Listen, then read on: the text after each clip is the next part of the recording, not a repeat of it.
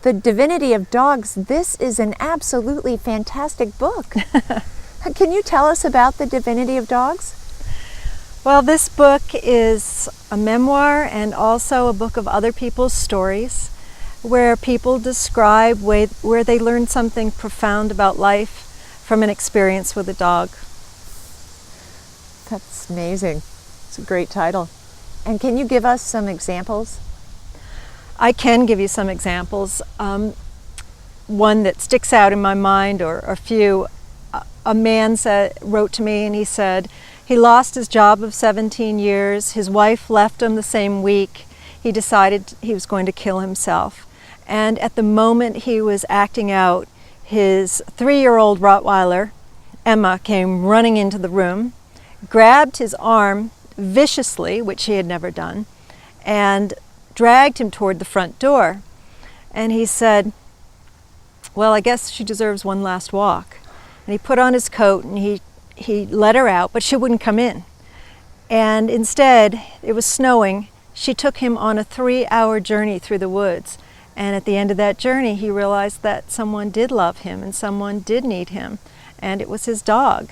And I have several stories like that. And I have stories where people cannot hear, and how a dog changed their life, and people who are blind, and how that dog gave them a life that they had never had, if you will, and allowed them to see things differently.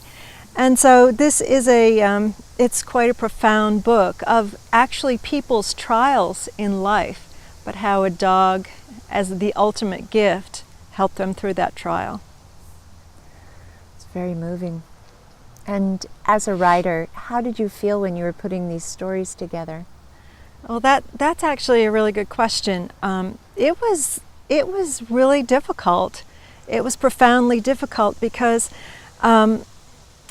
number one, I'm writing about my own trials.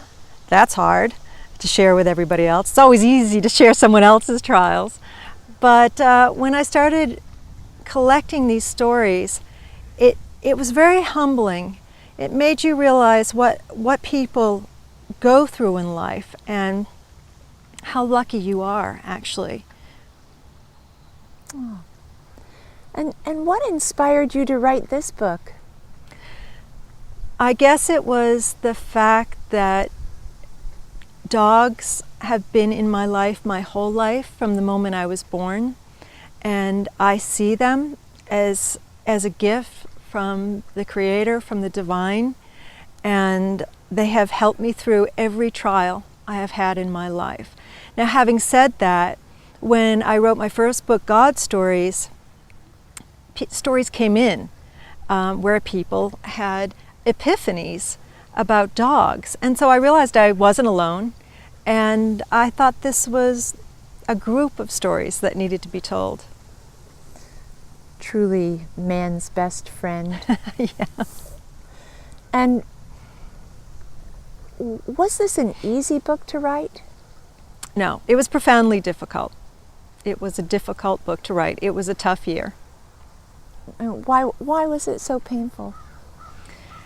I think, as I mentioned, when you have to look into your own heart and you share stories that were of times for you that were very tough, although there was a happy ending and there was always a dog by your side, it was hard. There were times when I was working on other people's stories where literally I wouldn't just get tears in my eyes.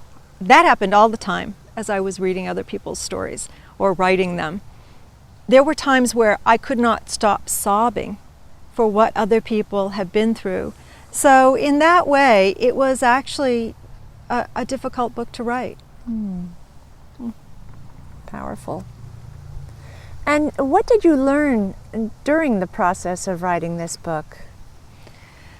I learned that I'm not alone in the way that I feel about animals, and that I've always believed that they're a gift. I've always believed that they have attributes that we strive as human beings to work toward but never fully achieve.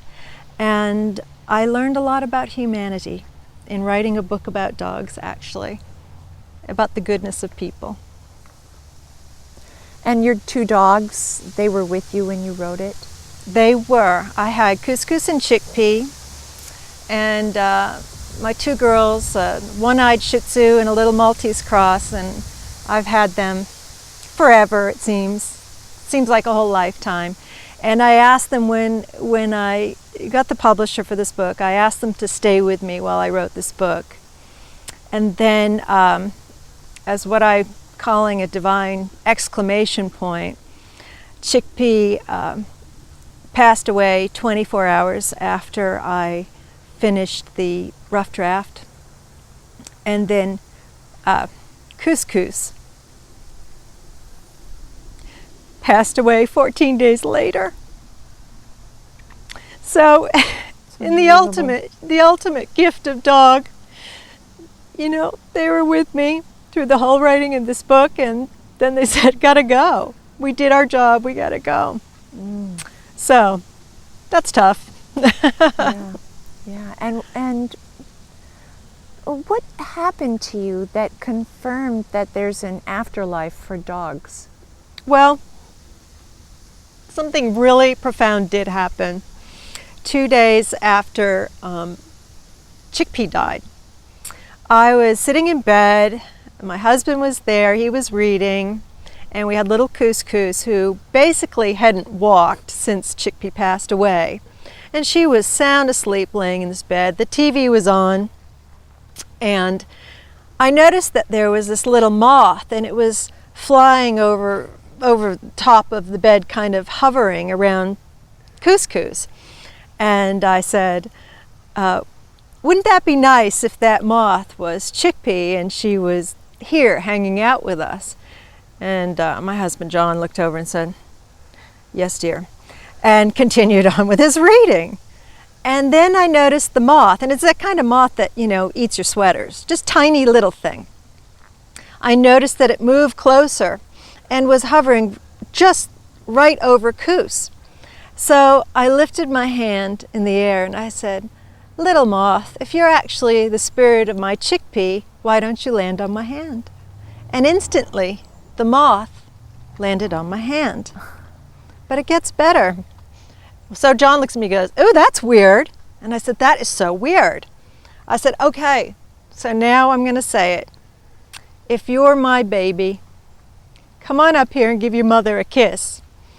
And John said, well, if she was your baby, if she was Chickpea, she wouldn't give you a kiss because she wasn't a kisser. And I said, I know, but I've always asked her for a kiss and I always wanted a kiss. So I said, I repeat, Chickie, if that's you, come up and give your mommy a kiss. And that moth moved and ran. It didn't just walk and it didn't fly. It ran up my arm, ran all the way up my arm, went up my neck, went to the corner of my mouth, and then with its little wings fluttering, it went across my mouth, and then it crossed all the way back.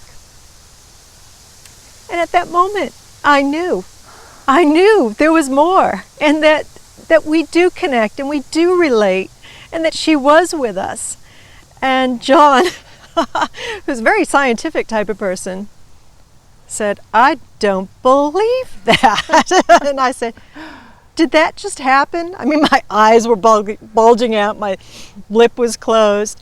And he said, yeah, that just happened. And I said, let us never forget. Oh, let us never forget that happened. absolutely. So, you know, there was a huge divine exclamation point at the end of this book.